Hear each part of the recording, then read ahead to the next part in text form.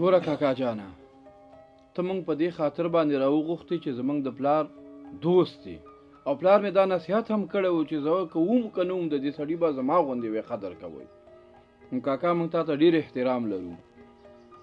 هغه زمونږ د پلار نه چې کومه سرمایه پاتې و، نغدې چې کومې پیسې وې ته خو په جریان کې وي، هغه پیسې څه شوې؟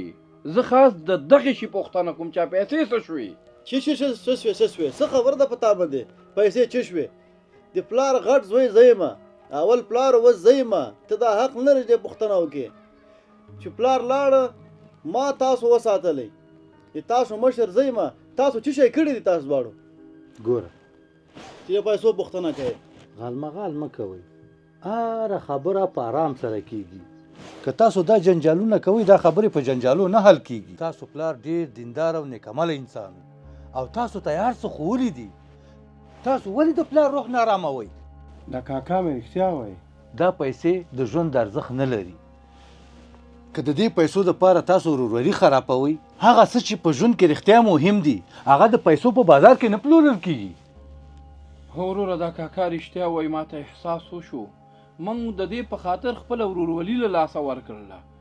کاکا جانه، زه مې د ورور څخه بخښنه غواړم او له تا مننه کوم. خیر ویسې. ها وروره، نورو پیسو ته اهمیت کم، ورورولۍ ته به ارزښت ورکوو. بالکل. یا الله شکر دی چې ما خپل د دوستۍ حق ادا کړلو. ډېره شکر الحمدلله. ورورولي د پیسو پر سر مه پلورئ. ځینې ارزښتونه لکه والدین، مینه، درناوی، ورورولي هیڅ کله د پیسو په بازار کې نه پلورل کیږي. ژوند ښکلی دی.